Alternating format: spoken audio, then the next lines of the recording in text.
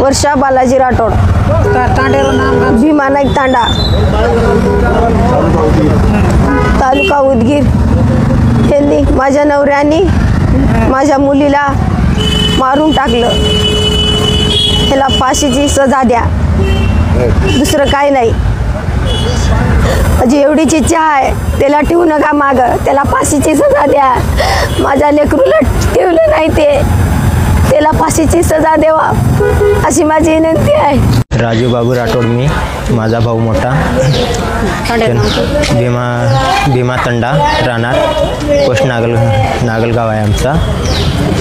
त्यानं माझ्या लग्नाच्या अगोदर 4 वर्षापूर्वी आम्हाला अलग केलं, नवरा बायको राहता म्हणून घराच्या बाहेर काढलं। मी आई साईडला राहिलो, त्यांचं त्याने अलग राहिले। नंतर माझं लग्न केलं।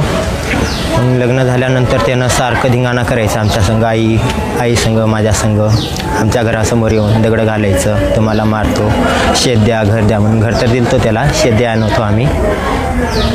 धिंगाणा करायचं सारखं। मग बायको संग पण नीट राहायचं नाही त्यानं। बायको गेली माहेरात, 2 महिने झालं माहेरात जाऊन। बायको गेल्यानंतर मग 8-10 दिवस झालं पोरीला पण आणलं पोरीला इथं। पोरीला आणलं की मग रात्रीच्या दिवसा आमच्याकडे राहायचं पोरगी, सकाळी सोडून जायचं मागं जावा म्हणून, आईजवळ आजीजवळ जावा म्हणून। रात्रीच्याला दिवसभर राहायचं, संध्याकाळी झोपली, जेवण पिवण करून झोपले की 8-9 वाजता त्यांनी यायचं, पोरीला उचलून नेत होतं, माझी पोरगी द्या म्हणून।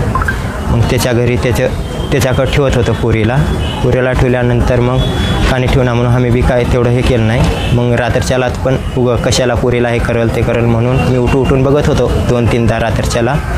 बघितल्यानंतर मग रात्री पण बघितलं, रात्री पण थोडं होत बोललं मला त्रास। मी म्हणलं लेकराला सोड त्याच्या मायकडं म्हणून।